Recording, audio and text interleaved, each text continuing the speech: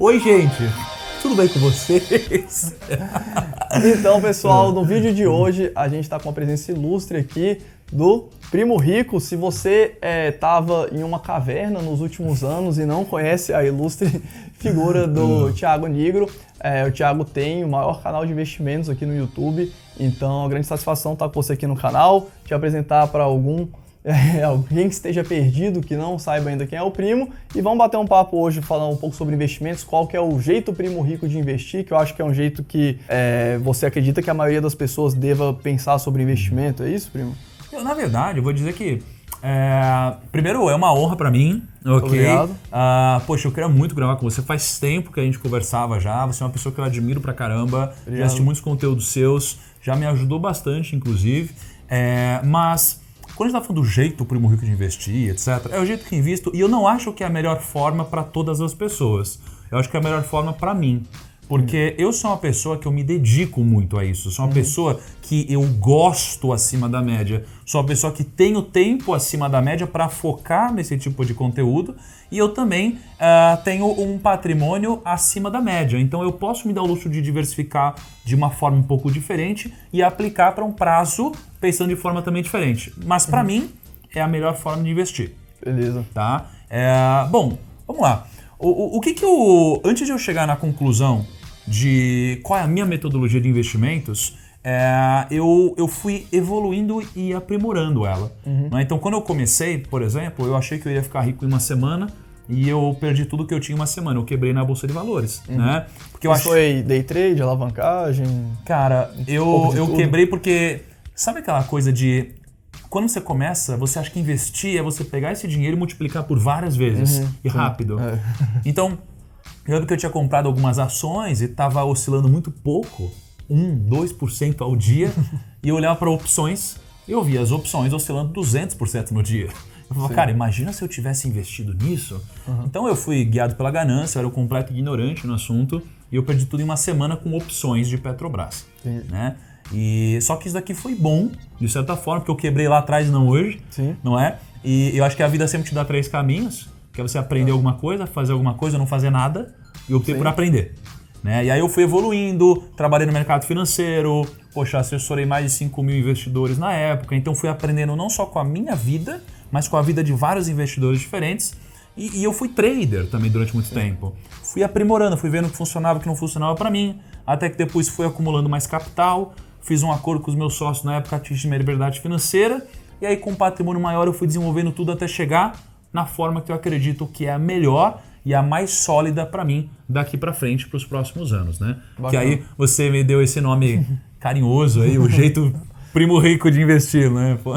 Mas é isso, assim, eu acho que isso é uma lição muito legal, porque eu vejo muita gente agora entrando com muito dinheiro na bolsa, muita gente sem saber exatamente o que está fazendo, e você colocar muito em jogo agora pode ser ruim, né? Se você está começando sua carteira agora, eu acho que é tranquilo você até ter muita bolsa, porque o aporte do mês seguinte praticamente dobra a sua carteira, né? Então você vai corrigindo o curso.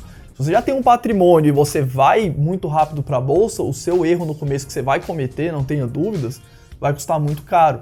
Então sempre, eu acho que essa parte de renda variável que a gente fala muito aqui no canal é isso. Comece com pouco, não tenha ganância de querer ficar rico do dia para a noite, porque isso não vai acontecer.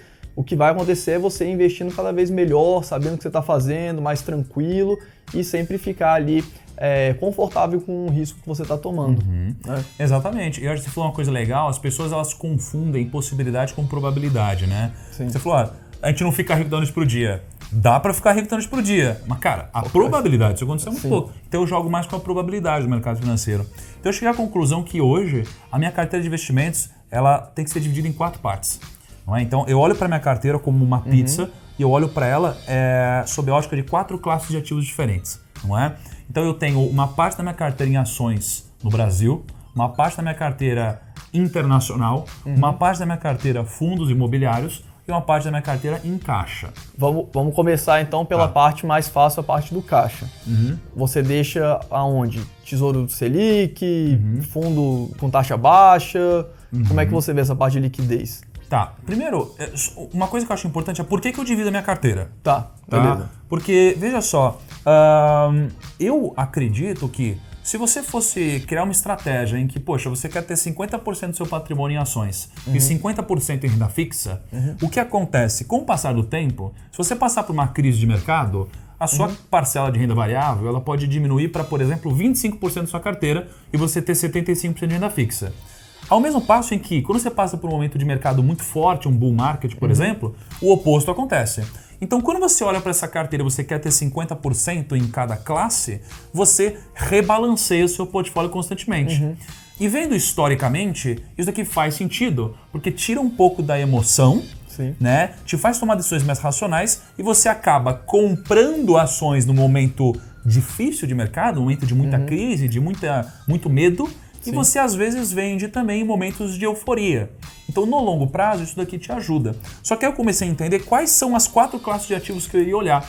E eu entendi que essas 4 fazem sentido, né? Então, o que eu fiz? Eu até separei aqui. Hoje, a ideia é eu ter 25% da minha carteira em cada uma dessas 4 classes de ativos. Tá? Então, eu fiz um backtest puxando mais ou menos o que aconteceu por ano com cada classe de ativo. Então, a parte de ações no Brasil, eu puxei o Ibovespa. A parte internacional, eu puxei o S&P. A parte de caixa, eu busquei o CDI. E a parte de fundos imobiliários, eu peguei o IFIX. Então, olha que interessante. Se a gente puxa em 2009, cara, o Ibovespa foi o que teve a maior rentabilidade aqui. A carteira do Primo, que é o 25% de cada coisa, ela não teve a maior rentabilidade. Em 2010, a mesma coisa. Não foi a melhor rentabilidade. Em 2011 também não, em 2012 também não. Então, ao longo dos anos, até a data que eu fiz aqui em 2019, a carteira do Primo, né, ela nunca teve a maior rentabilidade e também nunca teve a pior. Mas ainda assim, no acumulado, ela teve a maior rentabilidade de todas. Então aqui eu estou falando só de classes de ativos. Só que eu acredito na minha capacidade de, dentro de cada classe, ainda assim eu escolher ativos melhores do que a média. Então eu ainda acredito que existe um potencial maior. É o que tem acontecido com a minha carteira, né?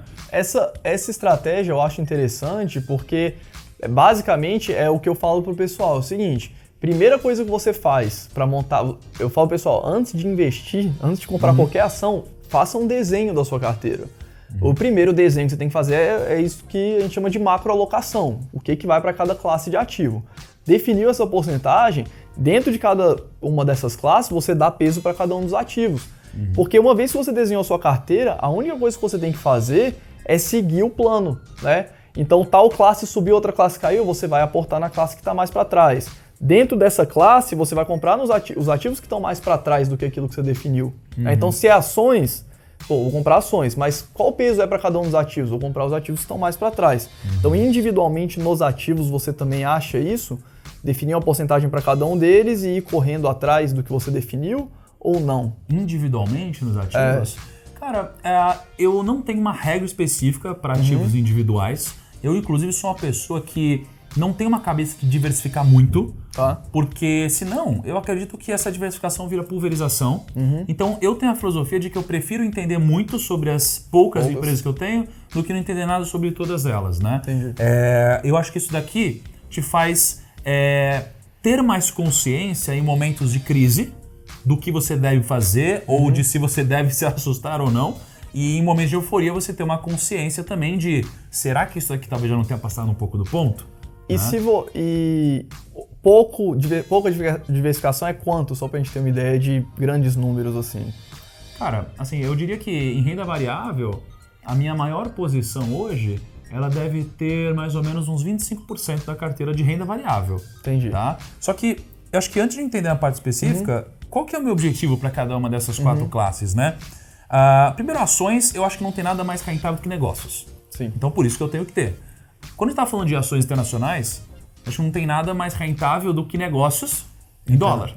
Porque, veja só, essa câmera aqui, ela tem componente em dólar, nosso celular em dólar, relógio, combustível, tem vários componentes em dólar. Né? Então, se a gente gasta em dólar, a gente precisa investir uma parte, em dólar pelo menos, por isso que eu tenho isso lá. Fundo imobiliário, porque a renda mensal que ele me proporciona me permite aportar mensalmente e ir rebalanceando a minha carteira. Eu acho assim, o que eu acho muito legal, fazendo um parênteses aqui, nos FIIs, principalmente para quem está indo para renda variável, se você está querendo começar na renda variável, eu sugiro você começar pelos FIIs, porque o FII, ele te ajuda a ter o mindset desde o começo, né? Porque você vê a oscilação da cota e você vê o provento caindo igual todos os meses.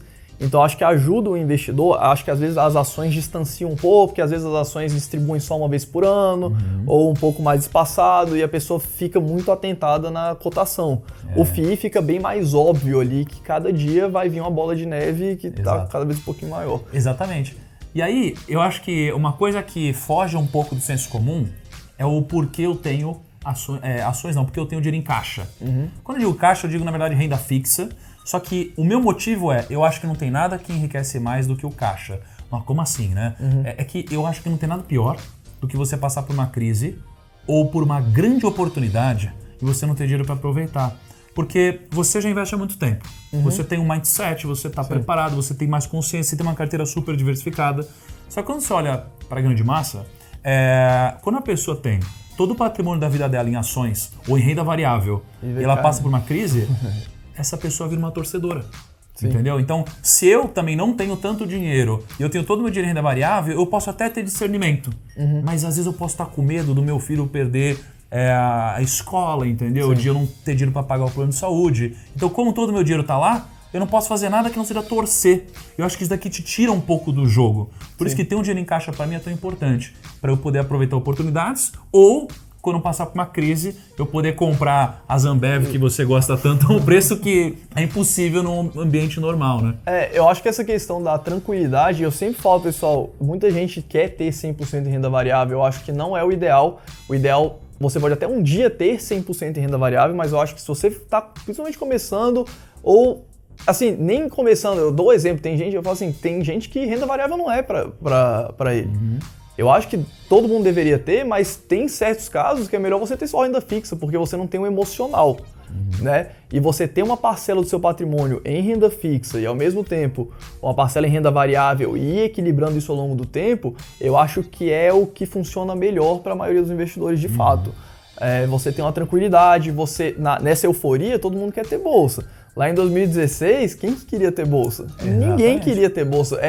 Eu sei que muita gente começou de pouco tempo para cá, de 2 anos para cá na bolsa, mas e quando a gente fala de bear market, de impeachment, agora a gente passou, PIB negativo, ano, trimestre atrás de trimestre, ano ali atrás de ano, 2015, 16, 17, é só notícia ruim para tudo quanto é lado. E assim, você não tá com o seu emocional preparado, vai te quebrar, vai te tirar do jogo, como você falou, em momentos de desespero generalizados, tanto no mercado quanto nas economias. E eu não tô nem falando só de Brasil, estoura uma bomba nos Estados Unidos ou estoura uma bomba em outros países que desencadeiem uma nova crise mundial. Se você não estiver tranquilo só com o tanto de risco que você quer ter, vai ser complicado. Exatamente. E eu sempre gostei muito do Warren Buffett, né? E ele tem uma lição, que é a primeira lição dele, e que eu achava que era uma lição de finanças pessoais. Ele falava que, poxa, nunca perca dinheiro, né? A primeira regra dele. E a segunda é nunca esqueça a primeira regra. Eu achava que era, nunca perca no sentido de não gaste dinheiro à toa, não perca, não rasgue dinheiro, não gaste em idiotices. Mas eu comecei a perceber que isso aqui se aplica mais para um de investimentos até do que para outros gastos. Então, nunca perca dinheiro, para mim, se traduz em durante uma crise esteja preparado. Porque quando você falou de 2016, ninguém estava falando disso, na verdade estão falando mal disso. Se você tivesse uma estratégia de rebalanceamento, você iria tirar um pouco o seu emocional da jogada e o seu caixa estaria muito grande perto da sua carteira. E se você fosse rebalancear, você iria ser quase que obrigado a desembolsar uma parte do seu caixa para comprar ações, para comprar talvez um pouco de fundo imobiliário. E você teria comprado no momento que as pessoas estavam vendendo. Porque estava todo mundo desesperado, ninguém queria comprar, só você que seguia uma estratégia. Independente se essa estratégia ou não, eu concordo com você, cara, a gente precisa ter uma estratégia de seguir. Porque na vida, como um todo, não só no mundo dos investimentos, a execução, a execução e a direção certa, muitas vezes aqui é muito mais importante do que o planejamento. Não é? Então você está falando de emagrecer, você vai lá e se planeja, é só ir na academia 5 vezes por semana. É só fazer, velho. E a pessoa vai lá e não faz, não é? E investir, é só você pegar todo mês um percentual da sua renda e investir de forma disciplinada. É só fazer, as pessoas vão lá e não fazem mais planejado. Então acho que executar uma estratégia aqui e que te tire o máximo possível da tomar decisão emocional vai te ajudar a ter mais resultado no longo prazo, né? Então vamos lá.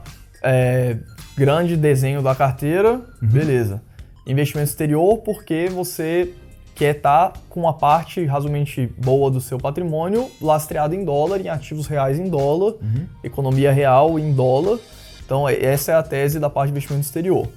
O CDI, para você ficar tranquilo, para você conseguir rebalancear a carteira em momentos de baixas generalizadas da bolsa. E manter a sanidade em momentos de euforia, né? Beleza, ótimo. A parte de investimento em ações aqui no Brasil, renda variável, tese tradicional de renda variável, e os fundos imobiliários também para ajudarem a bola de neve, né? Rebalancear ali. Legal. E só uma dúvida aqui. Você tende a sempre ir alocando direto nos ativos, em índices pouco... Eu opto por não investir em ETFs, até porque, cara, eu tenho tempo, tenho conhecimento, estou próximo de pessoas muito incríveis no mercado em que eu posso trocar ideias e falar sobre assuntos. Então eu vivo esse mercado. Legal. Então eu tenho muitas condições de pegar opiniões de pessoas que eu admiro muito e ao mesmo tempo de fazer a minha própria análise com o meu próprio conhecimento. Legal. Então eu prefiro escolher empresas que façam sentido para mim do que simplesmente diversificar por diversificar. Porque, cara, comprar um índice e diversificar em muitas empresas, às vezes pode não fazer sentido para mim. Eu gosto de ser tentar ser um pouco mais assertivo, menos ativos na minha carteira. Hoje a minha carteira não passa de 16 ativos. Minha carteira total, 16, 17 ativos, assim. Legal. Então eu sou mais pesado em algumas coisas, né? Eu tento minimizar o risco não sistêmico ali, tendo, mais de uns 8, 9 ativos na carteira. E acho que isso daqui já está diversificado, né? Os FIIs, você prefere os FIIs mais diversificados ou os FIIs monoimóveis? Cara, os FIIs, eles talvez então sejam uma exceção do que eu falei, porque eles são mais diversificados mesmo. Tá. Quantos FIIs você tem na carteira? Eu tenho 3 FIIs e eu vou alocar um quarto FII daqui a pouco. No próximo Rumo ao Bilhão saberemos. E eu vou alocar num quarto FII, mas são FIIs mais diversificados mesmo. Inclusive, acho que a gente concorda bastante, né? Porque a gente estava falando que você tem os mesmos FIIs que eu. Eu gosto porque eu acho que também no caso do FII, mesmo você concentrando em FIIs, usando a estratégia de vou ter poucos FIIs monos, você não vai ter um resultado tão diferente do que você ter um FII mais generalista, né?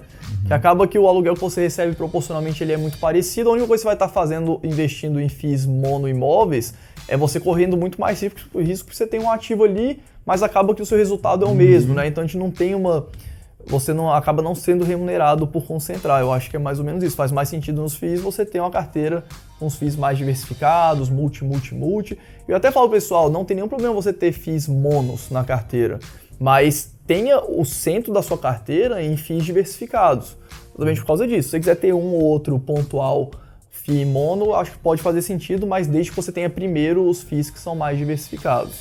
Exatamente, E investimento no exterior, mesma coisa, stock picking, selecionando algumas empresas. Sim. Só que lá fora você tem uma exceção, que é o seguinte: a minha vida como profissional do mercado financeiro foi no Brasil. Então, eu nasci aqui, eu trabalhei aqui, então eu conheço muito sobre o mercado do Brasil. Nos Estados Unidos, a gente conhece porque a gente tem princípios que a gente segue, teses de investimentos. Então eu não me aventuro a fazer um filtro de vou olhar para todas as empresas do índice dos Estados Unidos, porque é impossível. Aquela small cap lá dos... Cara, é difícil. Primeiro que lá, eu não nasci lá, não trabalhei lá, então eu precisaria ter um processo, imagina, conhecer todas as empresas da Bolsa lá seria quase impossível. Para eu depois daquilo escolher a melhor e tal. Então eu foco em empresas que eu conheço como consumidor e esse daqui é o meu primeiro filtro. Então, eu conheço muito Disney, sou muito fã de Disney, vou atrás dos números. Aí eu conheço o Facebook, que eu uso, só que eu uso mais que as pessoas. Por quê? Porque eu uso sob a ótica de usuário comum, sob a ótica de influenciador, sob a ótica de parcerias com empresas e publicidade e sob a ótica de anúncios. Então, assim, eu conheço muito bem essa empresa. Facebook, Instagram, WhatsApp, etc. Eu acho que depois que você começa a trabalhar com isso, você começa a ver, de fato, o potencial. Por que foi uma mixaria o Facebook pagar $1 bilhão pelo Instagram em 2012? Meu negócio não sei. Na época que saiu esse trade lá, Facebook comprou o Instagram por $1 bilhão, ficou todo mundo assim, meu Deus. Caramba, os caras ficaram bilionários, né? A gente pensou isso, né? Então, eu prefiro seguir pelo filtro de empresas que eu conheço, até porque eu acho que investir, cara, tem pessoas que falam que tem que ser chato, né, pra você olhar pelo longo prazo, mas no meu caso eu acho que investir tem que ser legal. Então eu gosto muito de, por exemplo, eu gosto mais de investir em ações. Cara, então eu vou dar mais ênfase nisso. Porque quando você gosta, você se motiva a estudar, não vira um martírio. Você gosta, cara. Sim. Então, pô, eu tava viajando, tava dando palestra no final de semana. E você viaja, uma logística complicada. E aí eu chego no hotel, cara, eu abria lá meu Excel e ficava estudando empresas. E eu gosto. Legal. É quase como assistir Netflix, entendeu? Então eu gosto desse tipo de coisa. Né? Eu faço esse filtro nos Estados Unidos para depois olhar para os números, né? Para os indicadores que eu gosto de olhar aqui no Brasil. Bom demais. Mais alguma coisa sobre a carteira que você queira colocar? Cara, sobre a carteira, nada que eu queira adicionar, mas o grande desafio que eu vejo com as pessoas que criam um planejamento e não executam é porque não existe um planejamento perfeito. Não existe. Isso é verdade. Eu aprendi isso daqui olhando, lendo um livro do Joel Greenblatt, da Magic Formula. E o que ele fala? Ele fala que a Magic Formula, ele criou uma fórmula, que é uma fórmula mágica, porque ela sempre ganha no mercado. Só que, o que faz ela ser perfeita? O lado imperfeito dessa fórmula. Porque em períodos de até 5 anos, você tem momentos em que essa fórmula te faz perder do mercado durante 3, durante 4 anos seguidos. Isso daqui faz a pessoa ficar descrente da fórmula. E quando a pessoa ficar descrente da fórmula, ela para de executar. E ela esquece que os investimentos são de longo prazo. Por isso que, mesmo ela dando certo sempre, as pessoas não a seguem porque elas não têm a paciência de esperar um longo período. E a mesma coisa pode acontecer com uma estratégia como a minha. Só que eu sou muito confiante e estou muito confiante e planejo continuar sendo confiante com a minha metodologia, mas sempre humilde, sabendo que ela não é a melhor e que eu posso aprimorar ela um pouquinho todos os dias. E eu acho que quando você pega um período de, vamos botar assim, performance ruim, apesar de a gente saber que o prazo é longo e os resultados de curto prazo não são tão relevantes, mas se você pega um prazo ali de 1 ano, 2 anos ruins, você pode começar a se questionar também, né? Isso acaba sendo difícil, né? Você tem que acreditar naquilo, acreditar que vai dar certo e ir executando e acontecendo um pouco todos os dias. Então, não deixar desvios de curto prazo te tirar do caminho. Agora, tem uma coisa que eu queria adicionar, que eu gosto muito de fazer vários filtros usando indicadores para ver a qualidade da empresa, para ver a qualidade do endividamento, crescimento de receita e métricas e tudo mais. Só que o problema é que investir não é só isso. Investir, eu acho que tem uma mistura de técnica e ferramentas com um pouco de arte envolvida também. Com certeza. E é aqui que você se diferencia. Então, com o passar do tempo, a gente começa a criar o feeling. Mas o feeling não é aquele dedo assim. Não, o feeling é um pouco mais da experiência, porque, cara, os meus maiores resultados dos últimos anos vieram de empresas que, se você fosse olhar só para os números, talvez você não tivesse comprado. Eu não teria comprado olhando para trás. Sim. Só que foram empresas que, como de novo eu tenho um tempo maior para dispor em relação a isso, eu fui nas empresas. E como eu tenho um acesso diferente hoje, porque as empresas, elas me permitem conversar com elas, não é? É interessante para elas também. Sim. Então eu posso ir até as empresas, eu entendo os negócios a fundo. Então existe esse outro lado artístico que me ajuda a olhar para o negócio e falar, caramba, ninguém tá vendo isso daqui, entendeu? Assim, assina embaixo 100%. Uma das coisas que eu percebi ao longo desses anos na Bolsa é que, pro longo prazo, é mais importante você acertar a empresa, do que o case, do que o preço. Então, assim, eu acho que quando a gente olha pro longo prazo, é muito mais certo você estar numa veia que bate de empresas que vão dar muito certo, e assim, é muita pretensão nossa achar que a gente vai acertar todas, não vamos. Algumas vão dar errado, estatisticamente não tem como isso, 100% das suas ações darem muito certo, mas o importante é você acertar algumas boas empresas, né? E carregar elas, é aquela frase do Charlie Munger que a gente estava falando, né? O ganho de longo prazo não vem na compra e nem na venda, vem na espera. Então esperar e acertar onde você tem que estar alocado, acho que é o mais importante no final do dia, né? Exatamente, eu concordo com você. E só para adicionar um outro ponto, eu tenho um perfil de quando eu vou escolher ações, eu acho que eu concordo muito com o Peter Lynch, que ele separa todas as empresas em 6 classes, né? Mas tem 3 que eu quero falar, que são basicamente as empresas de baixo crescimento, médio crescimento e grande crescimento. Então, quando eu vou olhar para ações, eu tendo a priorizar as ações de médio ou de alto crescimento. Né? Então, é por isso que eu não estou olhando apenas para o lucro delas hoje. Eu estou olhando mais para o potencial de lucro delas em função do crescimento que elas apresentam hoje, né? E normalmente as empresas de crescimento, é difícil o mercado dar elas sem você pagar o crescimento, né?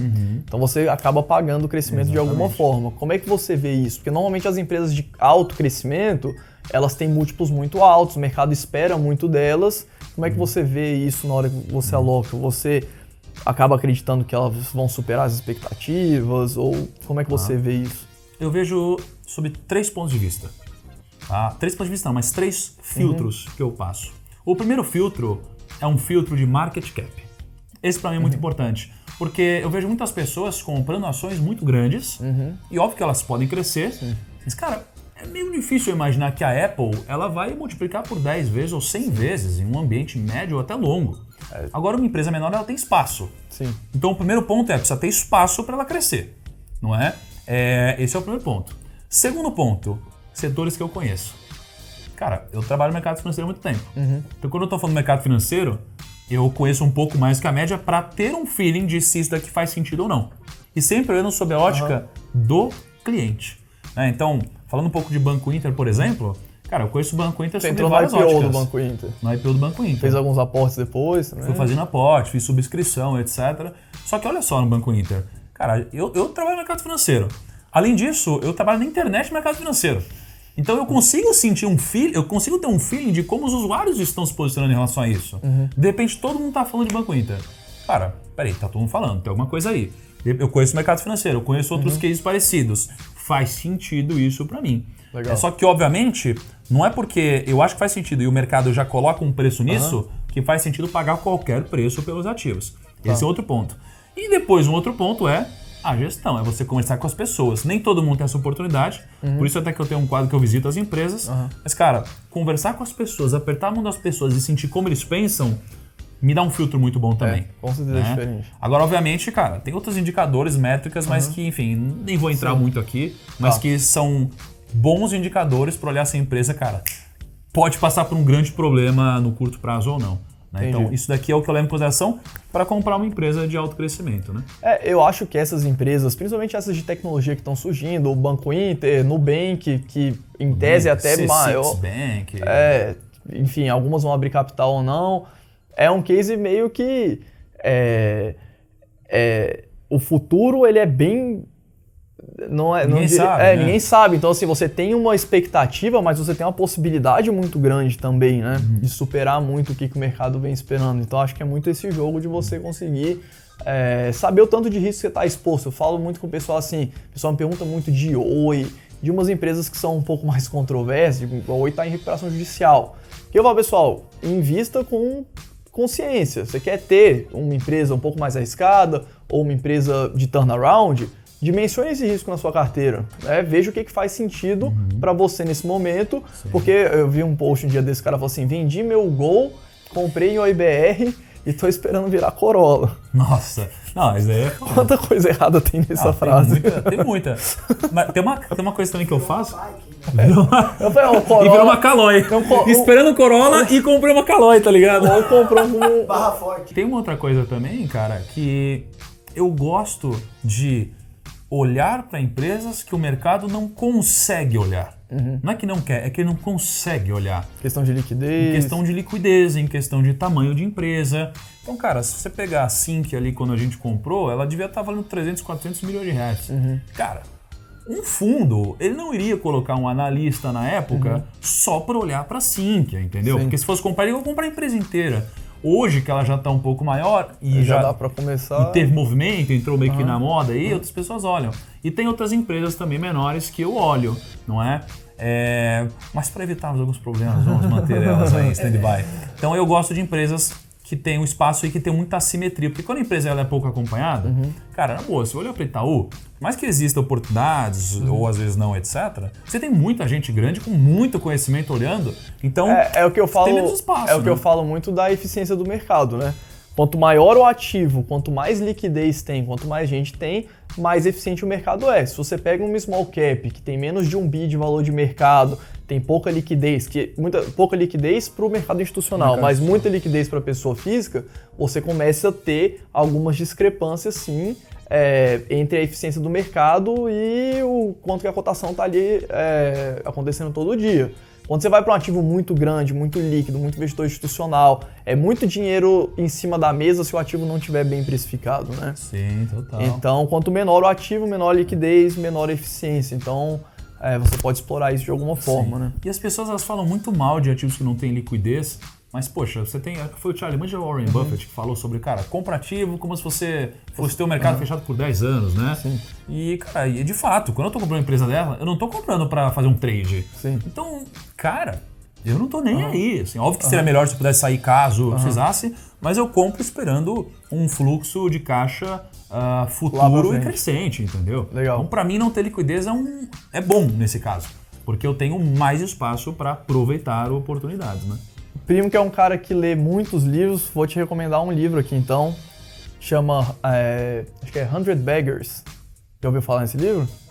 Você tem que passar já leu esse, Tem que passar um que eu não li, Você cara. já leu 100 Beggars? Não, tem tudo a ver com essa estratégia. Legal. Que ele fala, né, sobre o tempo médio que uma empresa demorou historicamente para multiplicar por 100. E os filtros, né, que ele cria também. São 26 anos ou 16 anos? 16 anos, né? 16 anos, muito legal esse livro aí. Abre sua cabeça, assim. Pô, então... e aí, então me recomenda outro livro aí, cara. Não, tem um bom, tem um livro bom. Esse livro é foda, pra quem não leu, tem um livro que assim, ele chama Do Mil ao Milhão, sem cortar o cafezinho. Esse livro é incrível, o autor é muito bom, incrível. Você gosta, Pete, desse livro? Eu gosto. Gosta. É isso aí. Mas é isso então, pessoal. Esse é o livro do Thiago. O que é o livro? Fala um pouquinho pro pessoal. Fala um pouquinho das suas redes vamos sociais. botar, vai deixar a recomendação? Tá bom. Vou deixar, claro, pô. Cara, é um livro que eu entendi o seguinte: o que te enriquece geralmente não é investir. As pessoas elas querem que isso aqui te enriqueça. Sim. Só que o que acontece? A gente quer que o investimento nos enriqueça enquanto a gente tem 100 reais, 1.000 reais, 5 mil reais. E esse dinheiro, a priori, ele não vai te enriquecer. Existe a possibilidade de enriquecer, mas a probabilidade é muito baixa. Eu achei que isso ia acontecer comigo e eu me expus a um risco desnecessário. Eu me expus à ganância. Fiz uma operação muito complexa, arriscada e quebrei uma semana. Então eu comecei a entender que o que enriquece as pessoas são 3 pilares. Você precisa, primeiro, gastar bem seu dinheiro. Tá? O segredo para você não empobrecer não é o quanto você ganha, é o quanto você gasta. Então você precisa gastar bem seu dinheiro. Depois você precisa investir melhor para você acelerar o seu processo de enriquecimento, né, entre você e o seu objetivo. E depois você precisa aumentar a sua renda. Você precisa ganhar mais dinheiro. Né? Então o livro ele é separado nesses 3 pilares e eu tenho metodologias e ferramentas para você melhorar um pouquinho ou muito, dependendo da sua situação, esses 3 pilares na sua vida e acelerar o seu processo de enriquecimento. E eu bato muito nessa tecla também de assim, o que vai te gerar independência financeira, sem dúvida, é aporte e tempo. Né, que acho que vai nessa linha desses 3 pilares, né? Aporte, quanto antes você começar e quanto mais você conseguir aportar. O investimento, ele é uma estratégia para você acelerar, para você potencializar, para você ter mais qualidade, para você, enfim, construir um patrimônio mais duradouro, inclusive, né? Muitas vezes as pessoas associam renda variável com muito risco, mas às vezes você ter também renda variável e um super default, alguma coisa muito catastrófica na nossa economia, te protege de alguma forma, você vai ter a liquidez. Então, assim, ter um patrimônio diversificado é muito importante, mas você tem que aportar e você tem que começar o quanto antes. Acho que é isso aí, são os 3 pilares do enriquecimento. É isso? É isso aí. Pelo vídeo de hoje é isso, espero que vocês tenham gostado. Vou deixar aqui embaixo o canal do Primo, o seu Instagram, mais alguma coisa que você queira deixar linkado para o pessoal conhecer o livro, deixar o link do livro dele na Amazon. Só um abraço para os holders, só isso só que um eu queria abraço deixar. Pros holders. E dizer que vocês são incríveis, eles estão em boas mãos aqui. Se você veio do canal do Primo, se inscrevam no canal do Fábio e pode acreditar que ele é um cara muito gente boa e com muito conhecimento. Eu até comentei com o Primo que eu só comecei o canal do Holder aqui porque o Primo tinha um canal dele e eu falei, cara, o cara tem um canal legal, tem gente que quer escutar isso, então vamos começar aqui também. Então foi muita inspiração pra gente começar aqui o canal. Legal. Em nome de todos os holders. Não, cara, legal. Eu acho que, cara, a gente tem que abraçar o compromisso de transformar o Brasil de verdade. Assim, a forma do Brasil investir, a forma do brasileiro cuidar do dinheiro. Eu acredito muito no Brasil, nas pessoas que estão aqui.